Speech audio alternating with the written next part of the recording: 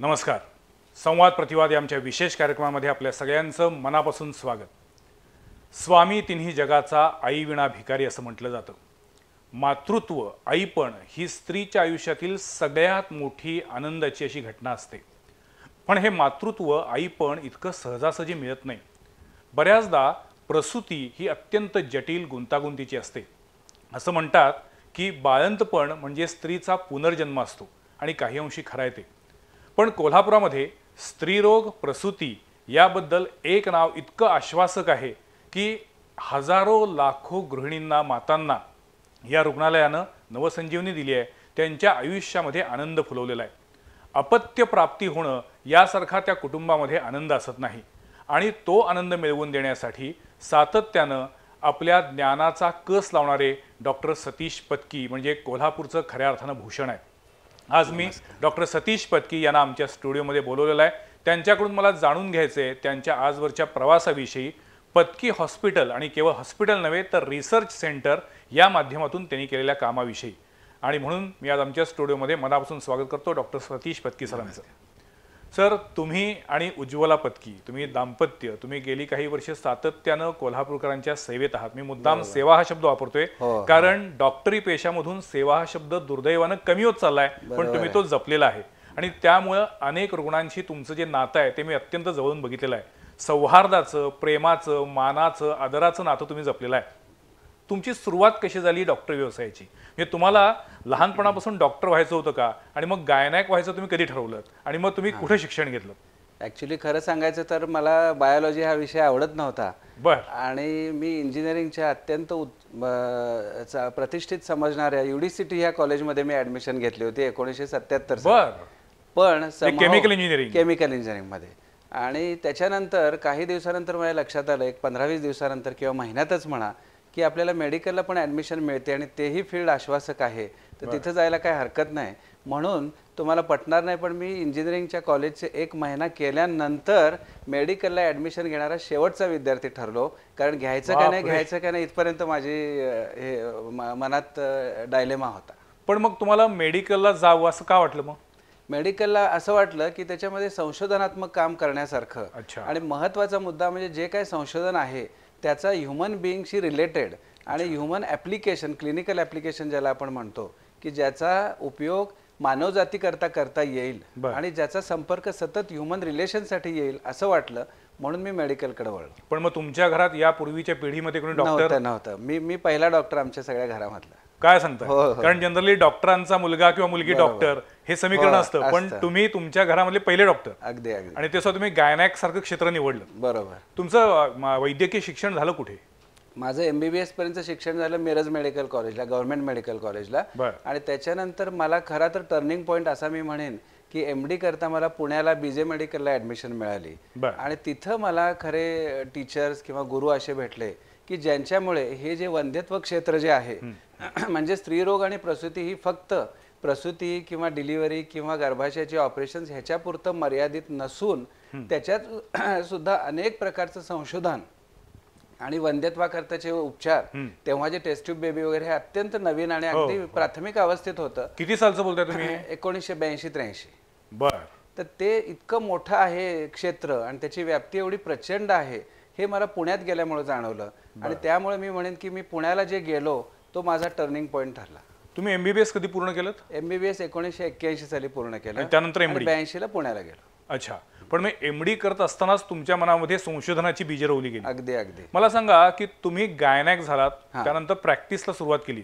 ती स्वतंत्र सुरू केलीत की आधी पहिल्यांदा दुसरीकडे कुठे काम करत होता? नाही, स्वतंत्र प्रॅक्टिस सुरू केली 1987 साली कोल्हापूरला. बरं. आणि त्यावेळेला खरं सांगायचं तर कोल्हापूरमध्ये वंध्यत्व क्षेत्रामध्ये उपचार हे अत्यंत प्राथमिक, कोल्हापुरातच नव्हे सगळ्या देशभर अत्यंत प्राथमिक लेवलचे उपचार असायचे. म्हणजे फक्त गर्भाशयाची पिशवी साफ करणं, एक्सरे किंवा काही अगदी छोट्या मोठ्या गोळ्या, ह्याच्या पलीकडे ते काही उपचारांचं व्याप्ती नव्हती.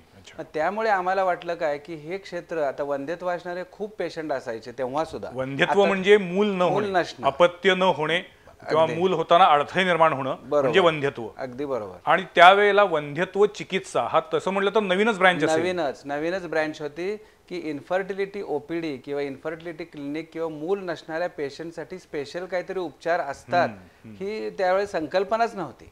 आता जर बघितलं तर मेट्रो सिटीज मध्ये फक्त इन्फर्टिलिटी प्रॅक्टिस करणारे डॉक्टर्स आहेत आता, की ते बाकीची प्रॅक्टिस करतच नाही. पण आम्हाला आमच्या वेळेला ती फार नवीन संकल्पना होती आणि त्याचं काहीतरी थोडं बहुत ज्ञान घ्यावं म्हणून मी त्यावेळेला सिंगापूरला गेलो. आणि सिंगापूरला जाऊन एक 15 दिवसाचं ट्रेनिंग होतं, कारण त्याही देशांमध्ये हे काही एवढं मोठं ते विकसित झालेलं नव्हतंच शास्त्र. अच्छा.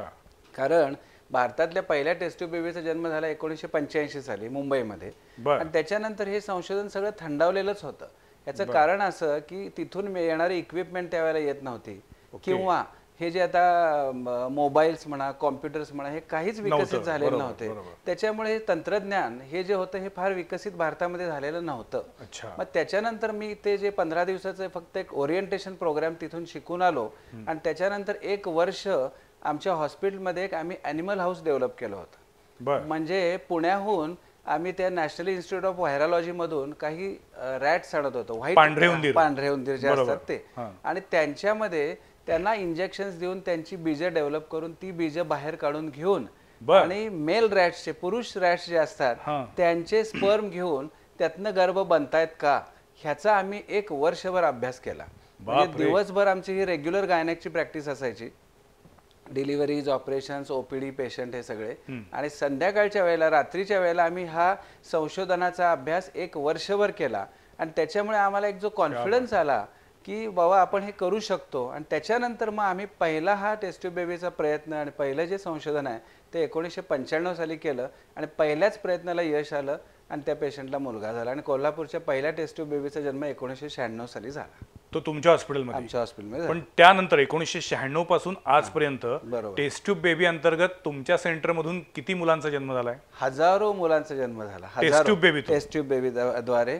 याचं कारण का की सुरुवातीला आम्ही त्याचं खूप अगदी प्रत्येक बेबीचं एक काहीतरी वैशिष्ट्य आणि ह्याचं एक रेकॉर्ड आम्ही फार मनाला हे व्हायचं. पण आता सद्यस्थिती अशी आहे की दररोज आमच्या हॉस्पिटलमध्ये एक IVF किंवा एक IUIच्या बालकाचा जन्म होतोय दररोज. म्हणजे हरिश्चंद्राची फॅक्टरी नावाचा काही वर्षापूर्वी चित्रपट आला होता, तसा कोल्हापुरातील अपत्यांची फॅक्टरी म्हणजे काय तर पत्की हॉस्पिटल. पण त्याच्यामध्ये प्रचंड अभ्यास आहे, डेडिकेशन आहे. मला सगळ्यात याच्याबद्दल कौतुक वाटतं, नवल वाटतं तुमचं सर, की केवळ गायनेकॉलॉजिस्ट म्हणून तुम्ही थांबला नाहीत, तर तुम्ही त्याच्याबरोबरीनं संशोधनाला महत्त्व दिलं.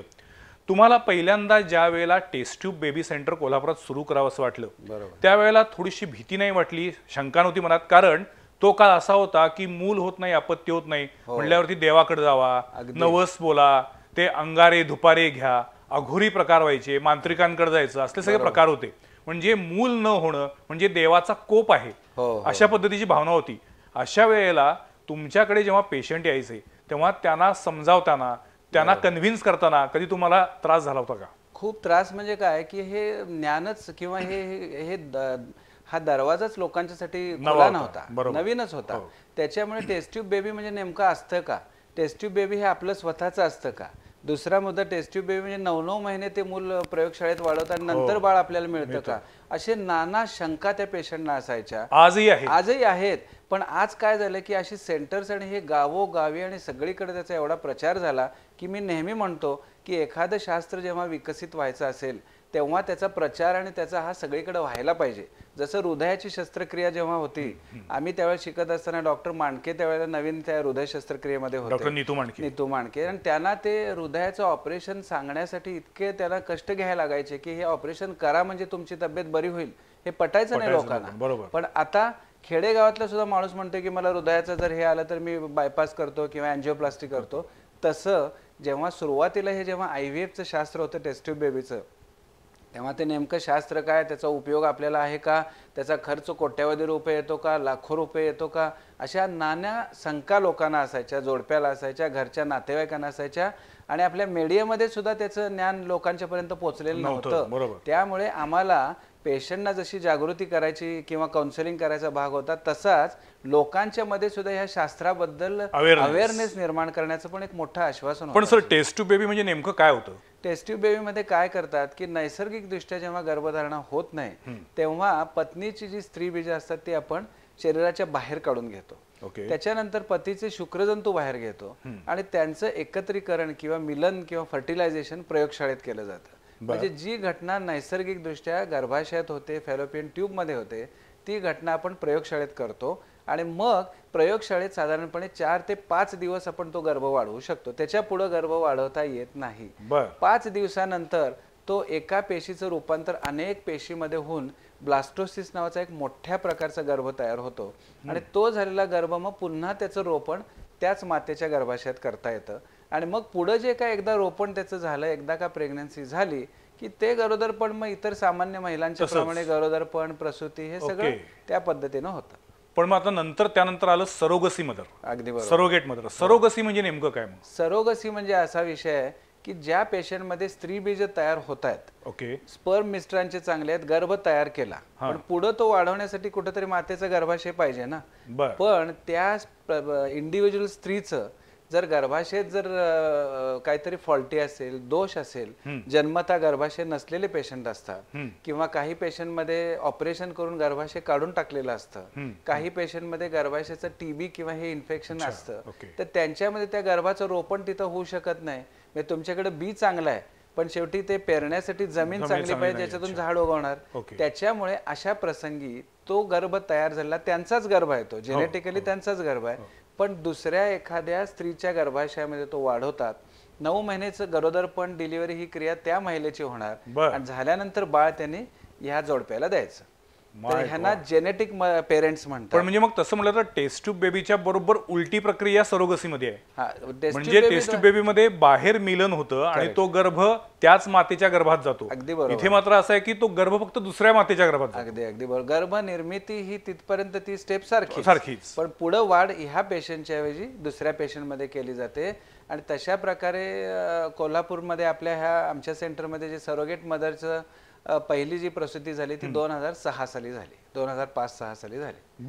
आणि त्याच्यानंतर मग अनेक प्रकारच्या विविध कारणांच्या करता सरोगेट मदर्स किंवा ह्या टेस्ट ट्यूब बेबीज विविध कारण, इव्हन पोस्ट मेनोपॉझल पेशंट मध्ये सुद्धा, वयस्कर पेशंट मध्ये सुद्धा ह्या प्रकारच्या तंत्रज्ञानाने फायदा होऊ शकतो सरोगसीमुळे किंवा टेस्ट ट्यूब बेबीमुळे सुद्धा. अच्छा. आणि आता टेस्ट ट्यूब बेबी मध्ये एक असं पण आलंय की लेसर असिस्टेड हॅचिंग म्हणून पण एक टेक्निक आहे.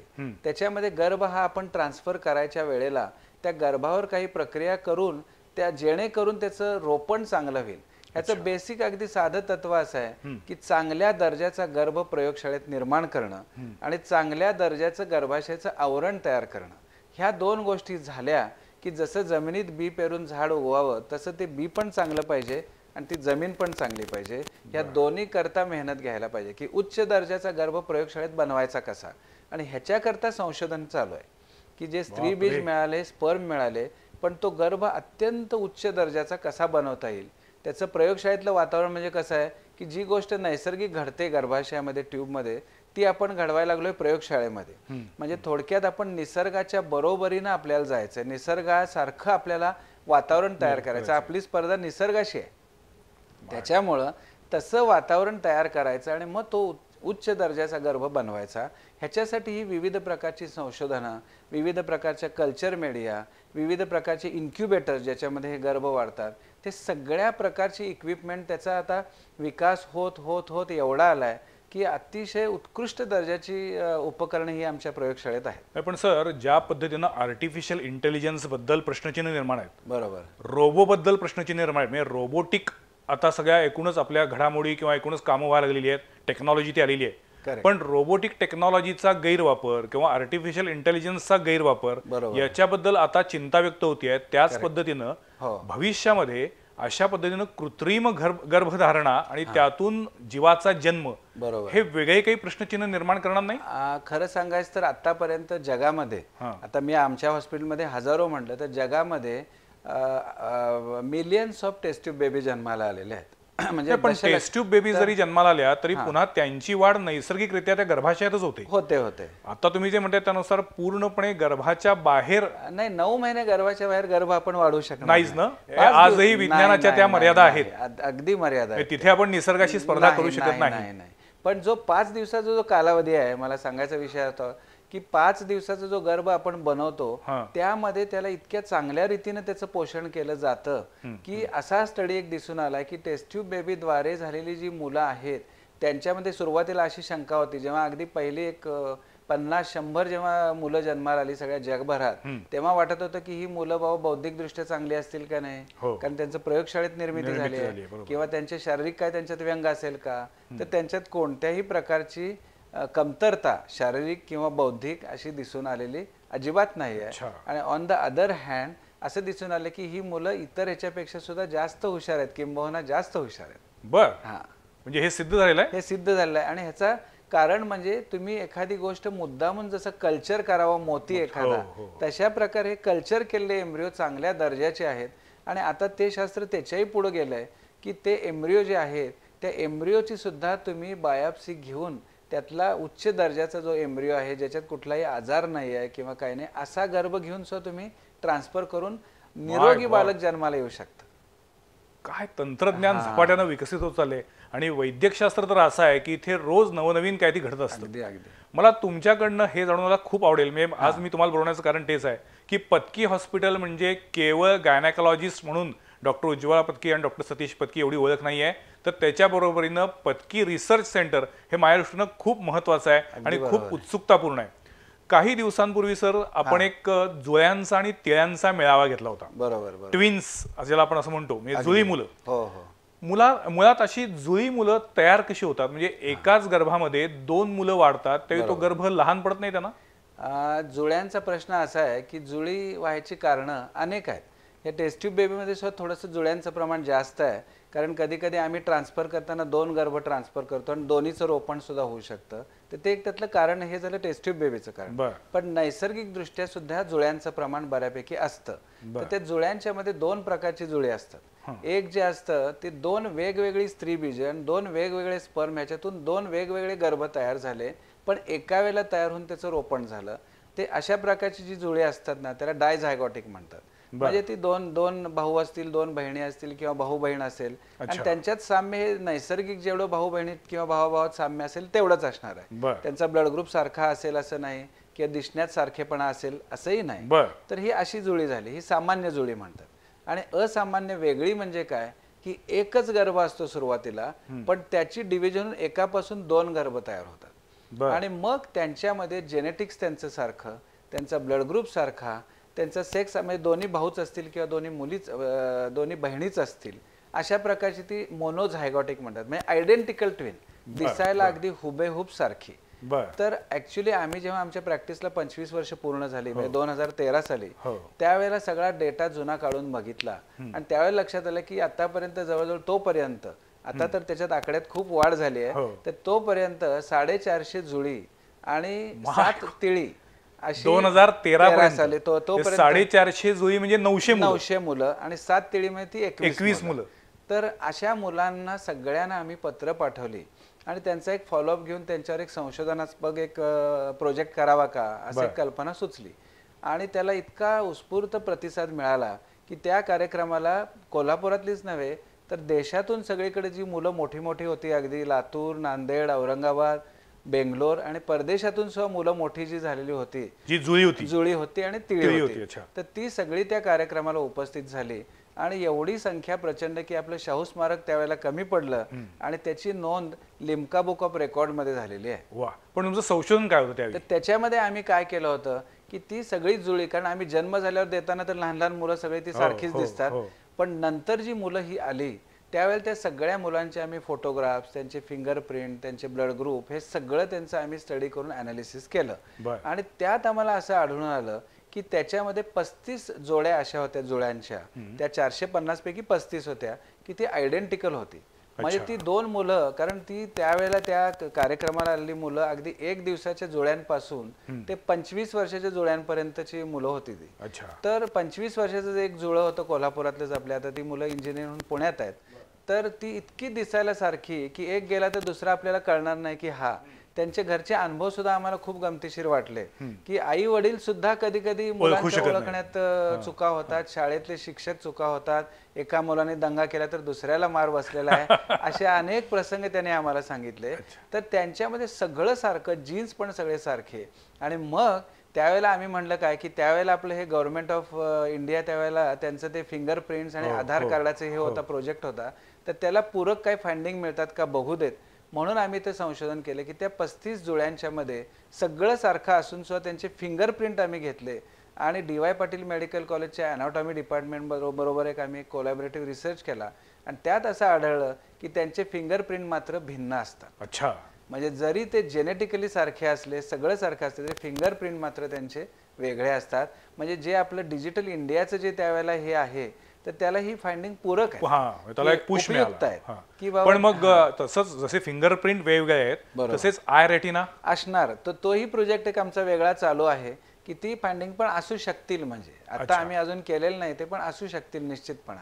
सर एक सहज शंका म्हणून आपल्याकडे हिंदी चित्रपटामध्ये या जुडवा भावांनी भरपूर आजपर्यंत दंगा केलाय, तर त्याच्यामध्ये दाखवतात ते सयामी जुळा असल्यासारखं एक असा एक शब्द प्रयोग असतो की एकाला मारलं की दुसऱ्याला लागतं किंवा एकाला काही दुःख झालं की दुसरा रडायला लागतो. अशा भावनांमध्ये सिमिलरिटी किंवा एकाला मारलं म्हणून त्याची संवेदना दुसऱ्यापर्यंत हे शास्त्रीय दृष्ट्या योग्य आहे का? नाही नाही नाही. आयडेंटिकल ट्विन मध्ये मात्र दोघांना आजारांना, एकाच आजाराला ते दोघंही बळी पडू शकतील वगैरे इतपत शक्य आहे, पण एकाला मारलं म्हणून त्याची वेदना दुसऱ्याला होईल असं नव्हे.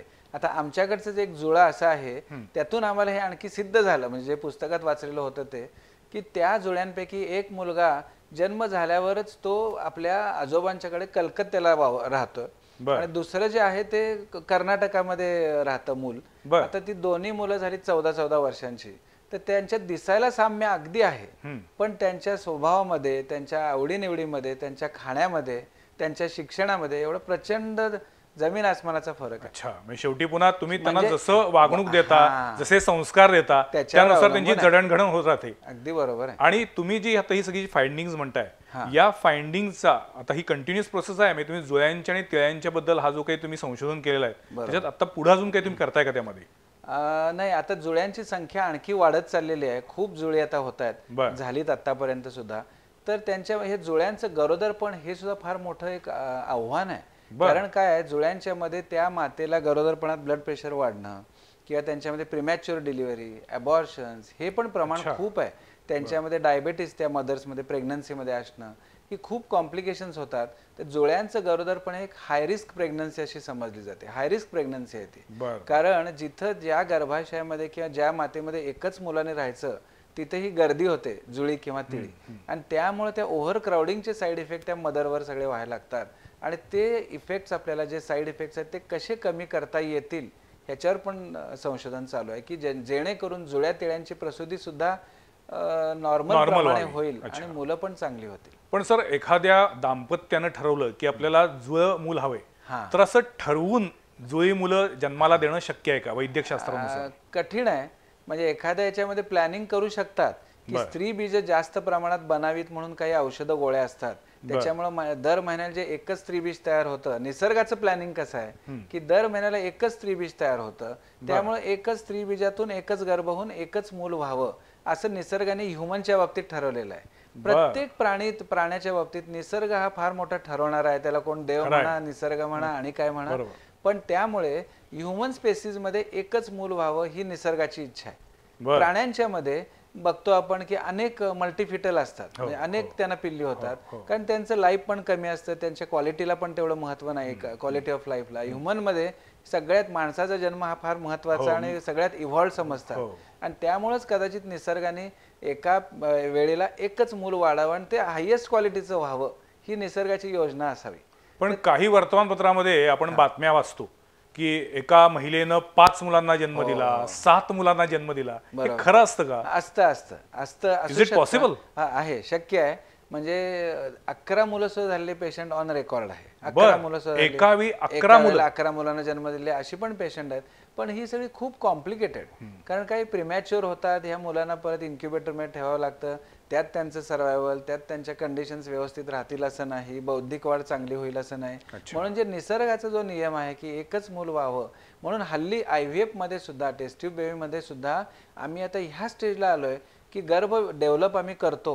जरी समजा एका वेळेला आपल्याला 7-8 बीजे मिळाली, 7-8 गर्भ बनले, तरी सुद्धा आम्ही काय करतो, फक्त एक बेस्ट पॉसिबल गर्भ आहे तोच ट्रान्सफर करतो, म्हणजे जेणेकरून एकच मूल व्हावं. आणि बाकीचे गर्भ जे आहेत ना ते गोठवून ठेवता येतात, त्याला विट्रिफिकेशन म्हणतात. ते गोठवून ठेवलेले गर्भ अनेक वर्ष ते राहू शकतात, प्रयोगशाळेत आहेत तसे.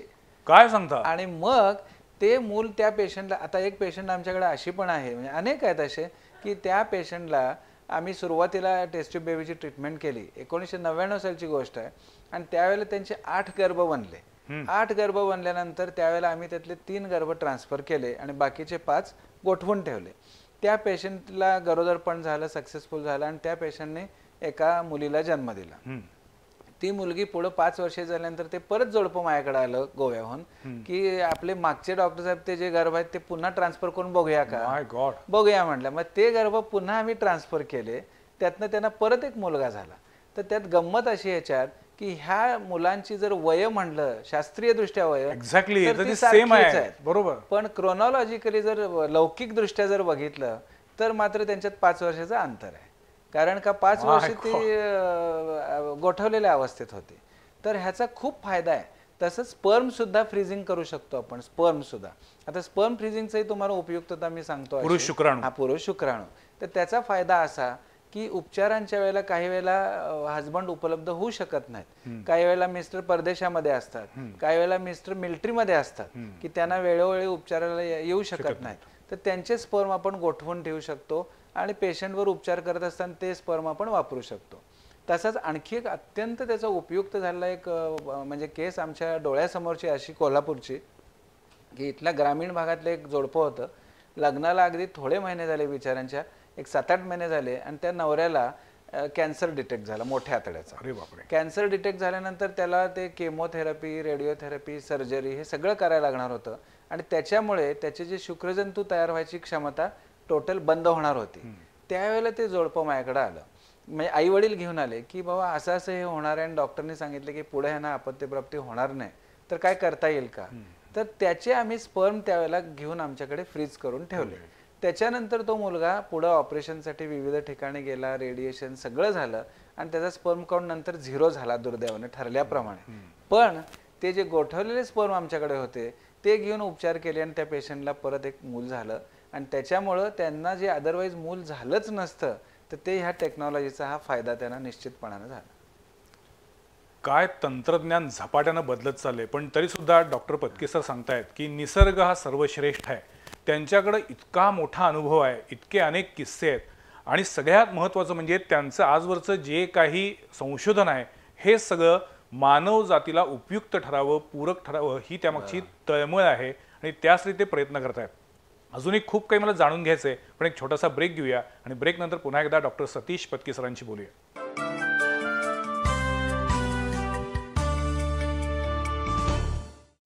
मी इंडियन आर्मीमध्ये 18 वर्ष देशसेवा केली, पण या सगळ्यात स्वतःचं घर घेणं मात्र राहिलं. आता मी रिटायर झालोय, पण आता मला माझ्या कुटुंबाला आनंदात बघायचंय, म्हणूनच मी घर घ्यायचं ठरवलंय.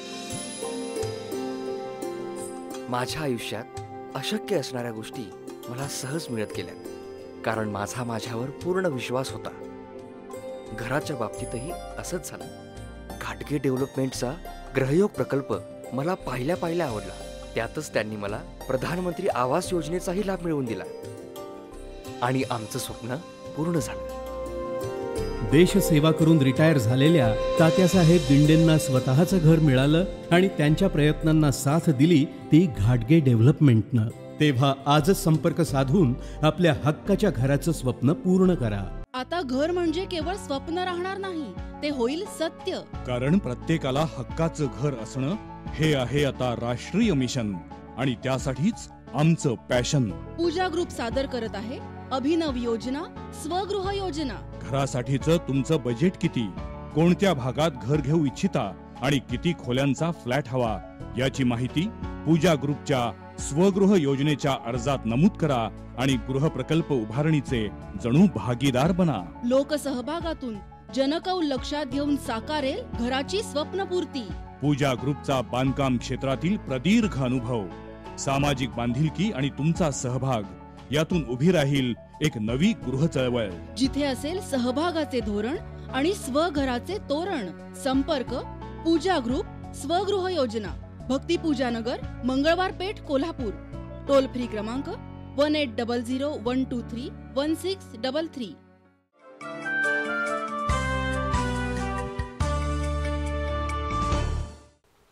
ब्रेक नंतर पुन्हा एकदा आपल्या सगळ्यांचं स्वागत. संवाद प्रतिवादमध्ये आज आपण बोलतोय डॉक्टर सतीश पत्की यांच्याशी. डॉक्टर सतीश पत्की आणि डॉक्टर उज्ज्वला पत्की या दाम्पत्यानं कोल्हापूरच्या गायनेकॉलॉजिकल क्षेत्रामध्ये एक क्रांती घडवलेली आहे. हजारो दाम्पत्यांना त्यांनी अक्षरशः आशेचा किरण नव्हे तर त्यांना सुखी बनवलेला आहे. आणि आपण म्हणतो की घर हसतं खेळतं कधी असतं तर घरामध्ये जेव्हा एखादं मूल येतं तेव्हा. आणि हा जो आनंद आहे तो आनंद देण्याचं काम पत्की डॉक्टरांकडून होते. सर, तुम्ही ज्या पद्धतीने आतापर्यंत बोलताय त्यानुसार तुमचा अनुभव, तुमची या क्षेत्रातील तुमचं योगदान आणि त्याचबरोबर संशोधनामधली तुमची तळमळ दिसतीये. पण तुम्ही काही अत्यंत वेगळे मुद्दे सांगताय. जसं तुम्ही आता सांगितलं की गर्भ आपल्याला फ्रीज करून ठेवता येतो. हे मला आजपर्यंत माहित नव्हतं, इतक्यांदा आपण बोललो तरी. मला सांगा, गर्भ फ्रीज करून ठेवल्यामुळे त्या गर्भावरती कोणताही अनुचित परिणाम होत नाही? होत नाही. त्याचं कारण असं आहे की तो गर्भ गोठवताना त्याला विशेष प्रकारची केमिकल्सला एक्सपोजर करून -196 म्हणजे -196 इतक्या डिग्रीला तो गोठवला जातो. त्यामुळे त्याच्या ज्या ऍक्टिव्हिटीज असतात ना त्या स्टँड स्टील केल्या जातात.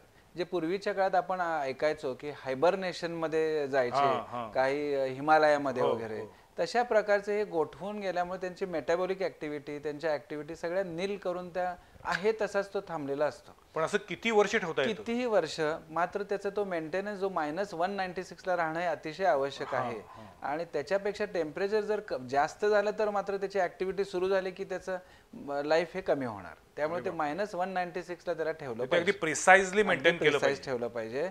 आणि त्याच्यामध्ये इव्हन स्त्री बीज सुद्धा, जे आपण मागाशी बोललो की गर्भ गोठवता येतात, स्पर्म गोठवता येतात पुरुषांचे, तसंच स्त्रियांची स्त्री बीज सुद्धा गोठवता येतात. आणि ह्याला एक वेगळा आता सामाजिक एक त्याला महत्व एक वेगळं आलंय. कसं ते मी सांगतो की पूर्वीच्या काळात लवकर लग्न व्हायची, बालविवाह हा एक मोठा प्रश्न होता. आणि आता त्याच्या बरोबर उलटा प्रकार झालाय.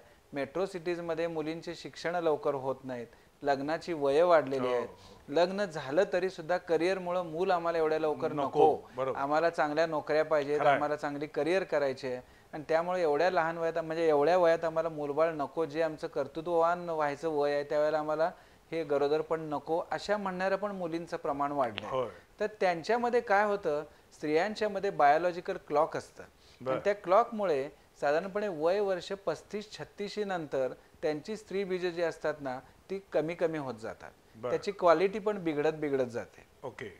त्यामुळे एखाद्या जर स्त्रीने ठरवलं की मी वय वर्ष 40 पर्यंत माझी करिअर करणार आणि 40च्या नंतर मला मूल होऊ देत, पण ते निसर्गाला त्यावेळेला मान्य नाही, कारण त्याचं वय पुढे आलेलं आहे. मग ते वय आपण बायोलॉजिकल क्लॉक कुठेतरी थांबवू शकतो का? तर तिची बीज इव्हन तिचं म्हणजे प्लॅनिंग ऑफ प्रेग्नन्सी जर उशिरा जर असेल तर 30 वर्षाच्या आतच तिची बीज आपण घेऊन फ्रीज करून ठेवू शकतो, की जेणेकरून नंतर जर समजा त्यांना 35च्या नंतर 40च्या नंतर जर आपल्याला मूल पाहिजे अशी जर इच्छा झाली तर त्या स्टेजला तिची बीज त्यावेळेला सक्षम ही अजिबात नसणार आहेत. पण ती जर गोठवून ठेवलेली जर आपल्याकडे बीज, यंग बीज जर असतील तर त्या यंग बीजातून चांगलं मूल निश्चितपणानं होऊ शकतं. माय गॉड, अभूतपूर्व टेक्नॉलॉजी आहे ही. तुम्ही काही वर्षांपूर्वी स्टेम सेल बद्दल संशोधन केलं होतं आणि स्टेम सेल्स हे किती उपयुक्त आहे, किती महत्वाचं आहे हे आता अनेकांच्या लक्षात आलेलं आहे. आता स्टेम सेल बँक पण तयार झाले आहे. मुळात स्टेम सेल कुठून निर्माण होतात आणि त्या बँक मध्ये ठेवल्यामुळे काय फायदा होऊ शकतो? आता स्टेम सेलचं बेसिक संशोधन आमचं असं होतं की स्टेम सेल्स हे अशा प्रकारच्या बेसिक सेल्स आहेत, त्या अगदी मूळ पेशी आहेत. त्याचं अमुक एक पेशीमध्ये रूपांतर झालेलं नसतं. म्हणजे उदाहरणार्थ त्वचेची पेशी असेल तर ती त्वचेचंच काम करणार, हार्टची पेशी असेल तर ते हृदयाचंच काम करणार. त्यांचं हे त्यांना डेसिग्नेशन दिलेलं आहे की तुम्ही तेच काम करायचं आहे. पण मूळ पेशी म्हणजे स्टेम सेल्स ह्या अशा पेशी आहेत ना की ज्यांना अजून काम कुठल्याही दिशेने दिलेलं नाहीये आणि तुम्ही त्यांना कुठल्याही दिशेला परावर्तित करू शकता. स्टेम सेल जर तुम्हाला मिळाली तर तुम्ही त्याला, तुम्हाला जर पाहिजे असेल की हृदयाची पेशी तयार करायची ती त्यातून तुम्ही बनवू शकता, किंवा पॅनक्रियाची पेशी बनवायची तर ती बनवू शकता, गर्भाशयाची पेशी बनवायची तर ती तुम्ही बनवू शकता. म्हणजे त्याच्यात पोटेन्शियल आहे, त्याच्यात जे काय व्हायचं ते कुठल्याही प्रकारची पेशी बनायची त्याच्यात क्षमता आहे. म्हणून त्याला स्टेम सेल म्हणजे मूळ पेशी असं म्हणलं जातं. पण ती मिळते कुठे शरीरामध्ये? तर त्याचं महत्वाचं असं आहे की ॲडल्ट झाल्यानंतर गर्भ जेव्हा असतो तेव्हा त्याच्यामध्ये स्टेम सेल्स भरपूर असतात, कारण त्यात सगळे अवयव नवीन नवीन नवीन तयार होत असतात. पण एकदा का ॲडल्ट माणूस तयार झाला की त्याच्या स्टेम सेल्स अशा कुठेही उपलब्ध होत नाहीत. तुम्ही जर पेरिफेरल ब्लड जर घेतलं सर्क्युलेशन मध्ये तर 10 लाख मध्ये एखादी स्टेम सेल तुम्हाला मिळणार, एवढं प्रमाण कमी. मग त्या स्टेम सेल्स नेमका त्याचा आहे तरी साठा कुठं, ठेवल्यात कुठं? तर बोन मॅरो हा एक त्यातला मुख्य स्टॉक असतो. म्हणजे बोन मधली जी पोकळी असते त्याच्यामध्ये त्या पेशी निसर्गाने, जसं आपल्या मौल्यवान गोष्टी जशा आपण एखाद्या लॉकर मध्ये ठेवाव्यात तशा त्या दडवून ठेवलेल्या असतात. आणि जेव्हा जेव्हा शरीराची झीज होत असते तेव्हा तेव्हा त्या पेशी तिथून बाहेर पडतात आणि तिथं जाऊन ते रिपेअरचं काम करतात, रिजनरेशन काम करतात. म्हणजे त्या स्टेम सेलना असं म्हणतात की जिथं कमी तिथं आम्ही. म्हणजे जिथं जर कामाची एखाद्या गरज असेल तर त्या पेशी बरोबर तिथून बाहेर जाऊन तिथं काम करायला लागतात. तर त्या पेशी ह्या गर्भाशयात असाव्यात असं एक आम्ही हायपोथेसिस त्यावेळेला केलेलं होतं, आणि मातेच्या दुधामध्ये असाव्यात असं हायपोथेसिस आम्ही केलं होतं 2007-08 साली. आणि त्यावेळेला डॉक्टर रमेश भोंडे म्हणून एक केंद्र आपल्या शासनाचे एक सिनियर सायंटिस्ट होते, तर त्यांच्यावर आम्ही एक हा जॉईंट प्रोजेक्ट केला होता की गर्भाशयामध्ये काय होतं की गर्भाशय हा एक अवयव असा आहे की तो एवढा छोटा अवयव गरोदरपणासाठी एवढा मोठा होतो की 7-8 पाऊंडाचं बाळ त्याच्यामध्ये मावू शकतं. मग एवढं मोठं एक्सपान्शनची क्षमता त्या गर्भाशयात आली कुठून? तर तिथं त्या स्टेम सेल्स असाव्यात असं हायपोथेसिस करून आम्ही त्यावेळेला त्या गर्भाशयाच्या आवरणातून त्या स्टेम सेल्स मिळतायत का हे आम्ही प्रयत्न केला होता, आणि मातेच्या दुधामध्ये. आणि ते संशोधन अतिशय सक्सेसफुल झालं आणि ते आमच्या जर्नल्समध्ये, इंटरनॅशनल जर्नलमध्ये पब्लिश झालं. आणि जगातलं ते पहिलं संशोधन ठरलं की मातेच्या दुधामध्ये सुद्धा आणि गर्भाशयामध्ये सुद्धा ह्या स्टेम सेल्स असतात, आणि त्याच्यामुळेच त्याच्यात ही सगळी ताकद आलेली आहे. आणि त्याचा उपयोग आता इतर ब्रँचेसमध्ये अजून ते संशोधनाच्या लेवलला आहे, अजून त्याचं प्रॅक्टिकल ऍप्लिकेशन आलेलं नाही आहे की डायबेटीससाठी करता येईल का, हृदयाच्या आजारांकरता करता येईल का, हे सगळ्या वेगवेगळ्या अजून ते प्राथमिक अवस्थेमध्ये आहे. पण मग स्टेम सेल बँक का तयार झाली आहे? त्या बँकेमध्ये का ठेवले जातात? ऍक्च्युली खरं सांगायचं तर स्टेम सेल बँकेचं जेवढी उपयुक्तता होती तेवढी आता राहिलेली नाही, कारण का की त्या मिळू शकतात आणि त्या तुम्ही कल्चर करू शकता. त्यामुळे त्या कॉर्ड ब्लड मधनं त्या घेऊन त्याचं बँकिंगच करायला पाहिजे अशी काय आवश्यकता आता राहिलेली नाही, कारण तुम्हाला वेगवेगळ्या सोर्सेस मध्ये त्या स्टेम सेल्स मिळू शकतात. आता महत्वाचा त्यातला मुद्दा असा की त्याचा उपयोग आम्ही काय करतोय की आमचं क्षेत्र जे आहे ते वंध्यत्व चिकित्सा आणि इन्फर्टिलिटीचं टेस्ट ट्यूब बेबीमध्ये उपचारांचं जे यश आहे ते यशाचं प्रमाण वाढवण्याकरता जे आम्ही गर्भ विकसित करतो प्रयोगशाळेत, त्यावेळेला त्यांना जर स्टेम सेलचं जर पोषक वातावरण जर मिळालं तर अधिक चांगल्या आणि यश वाढेल. आणि त्याप्रमाणे सुरुवात आम्ही जेव्हा केली होती 1996-95च्या 2000च्या आधीच्या दशकामध्ये, किंवा 2000 ते 2010च्या दशकामध्ये, किंवा 2015 पर्यंत फॉर दॅट मॅटर, यशाचं प्रमाण हे टेस्ट ट्यूब मध्ये फक्त 30 ते 35% होतं.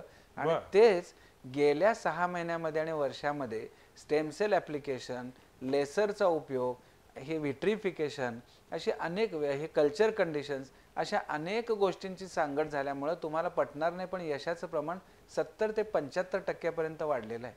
पण मग त्याचा उलटा प्रश्न माझा असा आहे, फेल्युअरची कारण काय असतात? मग फेल्युअरचं कारण म्हणजे बेसिकली कसं आहे, मी मग अगदी सुरुवातीला जे म्हणलं तसं की जमिनीत आपण बी पेरलं तर आता 4 बिया पेरल्या तर 4ही झाडं उगवतील का? सांगता येत नाही. कधी कधी 4ही उगवतील, कधी कधी एखादं, कधी कधी एकही उगवणार नाही. बरोबर. ते त्या निसर्गाने जसं ते ऍक्सेप्ट करायला पाहिजे तसं ते गर्भाशयाने सुद्धा तो गर्भ हा ऍक्सेप्ट करायला पाहिजे, आणि त्यामुळे तो ऍक्सेप्टन्स आणि तिथं ते फेल्युअर होतं, रिजेक्शन. ते रिजेक्शन होतं. आणि म्हणूनच चांगलं उत्कृष्ट दर्जाचा गर्भ बनवा आणि उत्कृष्ट दर्जाचं गर्भाशयाचं आवरण बनवा.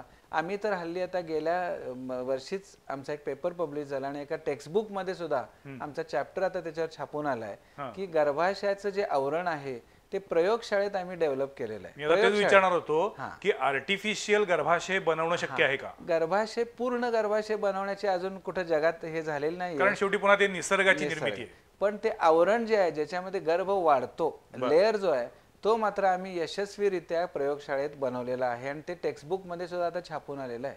आणि त्याचा फायदा काय की प्रयोगशाळेत हा गर्भ जो आहे तो प्रयोगशाळेत वाढवताना ते जर आवरण त्या मातेच्याच गर्भाशयाचं आवरण जर आपण केलं आणि त्याच्यावर तर जो गर्भ वाढवला 5 दिवसात, थोडक्यात तो सेन्सिटाईज केला की त्याला आपल्याला कुठं वाढायचंय ते त्याला आधी शिकवलं आणि नंतर तो मातेच्या गर्भाशयात ट्रान्सफर केला तर त्याला एकदम आपण कुठेतरी वेगळ्या ठिकाणी जाऊन पडलो असं होणार नाही. आहे तिथूनच तो त्याच ठिकाणी गेला की त्याला ऍक्सेप्ट व्हायचं, त्या गर्भाशयाचंही ऍक्सेप्टन्स वाढणार आणि गर्भही त्याला त्या वातावरणाला सूट होणार. म्हणजे एकाच घरातल्या 2 खोल्यांमध्ये गेल्यासारखं आहे की ह्या खोलीत होतो तिथून त्या खोलीत गेलो. पूर्वी कसं व्हायचं बाहेरूनच येऊन नवीन घरात आल्यासारखं व्हायचं, तर तो फायदा त्याच्यामध्ये आहे. तुम्ही सर टेक्स्टबुक मधल्या थेअरीवरती विश्वास ठेवता की क्लिनिकल ऍप्लिकेशन्स वरती? खरं सांगायचं ना तर आता इतक्या वर्षाचा हा अनुभव झाल्यानंतर मला असं वाटतं की थेअरी आणि practical they go hand in hand. कारण थेअरीची पुस्तकं लिहिणाऱ्या माणसाने सुद्धा खूप अभ्यास करून करून करून ते लिहिलेलं असतं. बरोबर. पण ते लिहित असताना नवीन गोष्टी ज्या विकसित होतात त्या त्यावेळेला उपलब्धच असतील असं नाही. बरोबर. त्याच्यामुळे त्याचा व्ह्यू हा थोडासा संकुचित असतो किंवा प्रत्येकाचा त्याचा आलेला अनुभवातनं त्यानं लिहिला असणार आहे.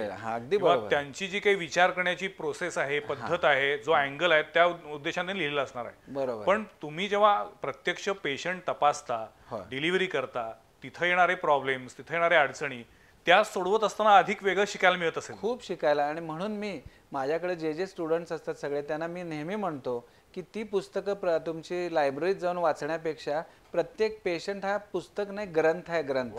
त्या ग्रंथातून शिका. तो पेशंट तुम्ही एकदा तपासलात ना की ते जे मेंदूमध्ये तुमच्या जे कायमचं एक त्याचं स्थान होतं तयार की अजून सुद्धा मला 30 वर्षापूर्वी घडलेली घटना 35 वर्षापूर्वी ऑपरेशन केलं हे डोक्यात बसलेलं आहे. आणि त्यामुळे पेशंट सुद्धा इतके लक्षात राहतात की त्या पेशंटमध्ये आपण आपलं सगळं जीव की प्राण ओतून केलेलं काम असतं. त्यामुळे not only you are a doctor, you become a member of family member of that patient. Sir मला सांगा, मानवी म्हणजे स्त्रियांच्या गर्भाशयामध्ये साधारण 9 महिने 9 दिवस गर्भ राहतो. बरोबर. मग त्यानंतर प्रसूती होते. आता हा 9 महिने 9 दिवसच का, याचं उत्तर अजून विज्ञानाला सापडलेलं नाही. बरोबर. दुसरा एक मला प्रश्न विचारायचा होता की अशी कोणती स्टेज असते, कोणती वेळ असते की जिथे त्या गर्भामध्ये जीव निर्माण होतो, त्याच्यामध्ये चैतन्य निर्माण होतं? ती वेळ किंवा तो महिना किंवा तो कोणता दिवस असतो असं वैद्यकशास्त्रात काही लिहिलंय का? आता खरं सांगायचं तर नेहमी मी हेच म्हणतो कारण एक स्टेज अशी असते की तो एक निर्जीव गोळा असतो. अगदी बरोबर. बरोबर. त्याच्यामधनं हळूहळू त्याचे अवयव तयार होत असतात. डोळे, कान, नाक, हात, पाय असे ते छोट्याशा गर्भातनं तयार होत असतात आणि एका कोणत्या तरी क्षणी त्याच्यामध्ये तो जीव येतो. तो जीव कधी येतो, म्हणजे जसं जीव कधी जातो, कसा जातो याचं उत्तर सापडलेलं नाहीये. तो कधी येतो याचं उत्तर सापडले का? खरं सांगायचं ना तर माणसाचा जन्म कधी होतो याच्यावरच आमच्या शास्त्रामध्ये खूप कॉन्ट्रावर्सीज आहेत. लोक जे आपण म्हणतो की आईपासून मूल जन्माला आलं, वेगळं झालं, रडायला लागलं की तो त्याची जन्मवेळ, पेशंट लोकांना उत्सुकता आमच्या बाळाची जन्मवेळ द्या, तर ते बाळ रडल्याची वेळ ही त्यांच्या दृष्टीने लौकिक दृष्ट्या तो जन्माची वेळ झाली. अच्छा, रडते ती वेळ लौकिक दृष्ट्या झाली. म्हणजे जे आपल्या सगळीकडे नोंद करण्यासाठी कॉर्पोरेशन मध्ये नोंद, पुढे आणि काय दाखले करायसाठी. पण सर मुळात गर्भाशयातून ते मूल बाहेर येणं आणि ते मूल रडणं याच्यामध्ये काही अंतर असतं? फ्यू सेकंडचं अंतर असू शकतं. Few second. ओके. पण माझ्या दृष्टीने मी म्हणाल ना की हे मूल हे तुम्ही बघताय खूप उशिराने बघितलेली गोष्ट आहे. मी जे बघतोय मूल ते अगदी बीज आणि स्पर्म ह्या लेवलला मी बघतोय. आणि त्यामुळे माझ्या दृष्टीने जर म्हणाल तर 24 तासानंतर फर्टिलायझेशन जे होतं, बीज त्यावेळेला एकच पेशी असते आणि 24 तासाच्या नंतर साधारण 48 तासापर्यंत जेव्हा एका पेशीचं रूपांतर 2 पेशीत होतं, 2चं 4 मध्ये होतं, 4चं 8 मध्ये होतं, असं करत करत तो पेशींचा गोळा तयार होतो आणि त्याच्यात मग विविध अवयवांचे आकार फुटून त्याला ते मनुष्य देह त्याला प्राप्ती होते. तर पहिल्या पेशीचं 2 पेशीत जेव्हा त्याचं रूपांतर होतं ना, that is the beginning of human life. पण त्याच्यामध्ये जीव नाहीये. जीव नसला त्याला लाईफच म्हणलं पाहिजे. कारण का एका पेशीचं 2 पेशी कशा झाल्या? जी निर्जीव गोष्ट असेल ती तशीच राहणार. सजीव असल्यामुळे ते एकाच्या 2 पेशी झाल्या, 2च्या 4 झाल्या. आणि तुम्ही जे म्हणता ना ते एक वेगळ्याच दृष्टीने, म्हणजे हार्टबीट्स जे सुरू होतात, हृदयाचे ठोके जे सुरू होतात ते 5 to 6 वीक्स ऑफ प्रेग्नन्सीला सुरू होतात. 5 ते 6 आठवड्याचा जेव्हा गर्भ होतो तेव्हा सोनोग्राफीत, म्हणजे 1.5 महिन्याचा कालावधी, तेव्हा ते हार्टबीट सुरू होतात. मग त्याला ती जन्मवेळ म्हणायची का जन्म लौकिकदृष्ट्या मूल हातात आल्यावर म्हणायची का एका पेशीच्या 2 पेशी झाल्यावर जन्मवेळ म्हणायची? तुम्ही म्हणता त्यानुसार प्रत्येकानं आपल्या सध्याच्या वयामध्ये 9 महिने 7 दिवस वाढवले पाहिजेत किंवा 5 ते 6 आठवड्याला जेव्हा हार्टबीट सुरू झाली तो जर जन्म म्हटला तर प्रत्येकानं जवळपास 7-7.5 महिने परत वाढवले पाहिजेत आपल्या जन्म वयामध्ये. अगदी बरोबर आहे. पण हे खूप इंटरेस्टिंग आहे. मला सांगा, ज्या वेळेला तुम्ही आता एखाद्या दाम्पत्याचं काउन्सिलिंग करता, त्याच्यावर उपचार करता वंध्यत्व चिकित्सेचे, बरोबर, त्यावेळेला एकतर साहजिकच मूल होत नाही, त्यामुळे त्यांच्यामध्ये एक कॉन्फिडन्स गेला असतो, सामाजिक दृष्ट्या थोडंसं त्यांच्यावर एक दबाव निर्माण झाला असतो, खच्चीकरण असतं. बरोबर. अशा वेळेला कोणत्याही उपचारामध्ये मानसिकतेचं किती महत्व असतं आणि शारीरिक औषधोपचारांचं किती महत्व असतं? अत्यंत, म्हणजे काउन्सिलिंगचा भाग हा इतका महत्वाचा आहे की काउन्सिलिंगमुळे जे डिप्रेस्ड पेशंट असतात ना, त्यांचं एक मेंटल मेकअप इतकं सुधारतं आणि चांगली हॉर्मोन्स पण रक्तामध्ये निर्माण व्हायला लागतात. म्हणजे पॉझिटिव्ह ज्याला आपण म्हणतो तो दृष्टिकोन, म्हणजे डॉक्टरचा रोल हा केवळ टेक्निकल जॉब, नुसते 4 औषधाच्या चिठ्ठ्या लिहून देणं इतपत मर्यादित नसून त्यांनी त्याच्या पूर्णपणे खोलात शिरून त्याला काय, मी तुम्हाला सांगेन असं की वंध्यत्व ही एक गोष्ट, आजार हा असा आहे की तो जो आजार आहे ना, तो न दिसणारा पण सतत जाणवणार आहे. आजार तर दिसत, तापवाला पेशंटला ताप आलाय, डायबिटीस वाल्याला डायबिटीस झालाय, ह्याला दिसायला काही दिसत नाही पण 24 तास जाणवणार आहे, आत्ममनातनं सतत सलत राहणार आहे. आणि त्याच्याही पेक्षा गंमत अशी आपल्या भारतीय ह्याच्यामध्ये विशेषतः की स्त्रियांच्या बाबतीत विशेषतः की कितीही ती स्त्री शिकलेली असू देत किंवा मोठ्या मोठ्या पोस्टवर पदांवर असू देत, त्यांना कुठेही सामाजिक कार्यक्रमात गेल्यावर तू काय कर्तृत्व केलंस हे विचारण्यापेक्षा पहिला प्रश्न दुसरी महिला तिला काय विचारते, तुम्हाला मुलं किती? म्हणजे ज्या प्रश्नाला एवढं महत्व नाही त्याच्यावर फोकस केला जातो आणि प्रत्येक क्षणी त्यांना ते बोचणी लागून राहते. आणि म्हणून त्या डॉक्टरचा रोल हा काउन्सिलर म्हणून फार महत्वाचा रोल आहे. आजवर तुमच्या हॉस्पिटलमध्ये किती मुलांचा जन्म झालाय, काय रेकॉर्ड ठेवले? जनरल मुलं म्हणजे टेस्ट ट्यूब बेबीज नव्हे, ओव्हरऑल प्रसूती जर म्हणला तर 30,000 पेक्षा जास्त मुलं जन्माला आले. आणि मला सांगायला आनंद वाटतो की आजवर डॉक्टर सतीश पत्की सरांना असंख्य अनंत पुरस्कार मिळालेले आहेत, पारितोषिकं मिळालेली आहेत. त्याची जर यादी घेतली तर डॉक्टर तामस्कर पुरस्कार आहे, आनंदीबाई जोशी पुरस्कार आहे, कोल्हापूर भूषण आहे, त्याचबरोबर फाय फाउंडेशनचा पुरस्कार आहे, धन्वंतरी लोटस पुरस्कार आहे. अनेक प्रकारची जर्नल त्यांची राष्ट्रीय आणि आंतरराष्ट्रीय स्तरावरती प्रसिद्ध झालेली आहेत आणि कोल्हापूर भूषण सारख्या पुरस्कारांनी ते सन्मानित आहेतच. पण मला असं वाटतं की मी जेव्हा कधी डॉक्टर पत्की सरांच्या हॉस्पिटलमध्ये जातो, क्लिनिकमध्ये जातो, तेव्हा तिथल्या पेशंटच्या चेहऱ्यावरती जो एक आश्वासक भाव असतो की डॉक्टरांच्यामुळे आमच्या आयुष्यामध्ये बदल घडतोय, आनंद येतोय, ही जी काही एक समाधानाची, विश्वासाची भावना असते, तो सगळ्यात मोठा पुरस्कार. अगदी बरोबर आहे. मी हेच सांगणार होतो की तो पुरस्कार फार मोठा आहे आणि तोच आमच्या ह्या पुढच्या कामासाठी किंवा संशोधनासाठी त्यातनंच आम्हाला प्रेरणा मिळते की पेशंटची एखादी अडचण आली जी आपण सोडवू शकत नाही किंवा ज्याच्यात आपल्याला यश येत नाही, ते का यश आलं नाही, हे जे इन्क्विजिटिव्ह माइंड आहे आणि त्याच्यामुळेच आपण वरचेवर अभ्यासामध्ये राहतो किंवा संशोधनामध्ये राहतो. ह्या पेशंटसाठी काय आपण मार्ग काढू शकू आणि म्हणूनच हे शास्त्र. आणि या शास्त्रातनं सर काही दिवसांपूर्वी तुम्ही BOH असं एक नावानं तुम्ही एक संशोधन करायला सुरुवात केलं, काय आहे ते नेमकं? ते बॅड ऑब्स्टेटिक हिस्ट्री, म्हणजे त्याचा अर्थ असा आहे की काही जोडप्यांच्या मध्ये गर्भधारणा होते, त्यांना काय IVF, टेस्ट ट्यूब बेबी, वंध्यत्व चिकित्सा लागत नाही,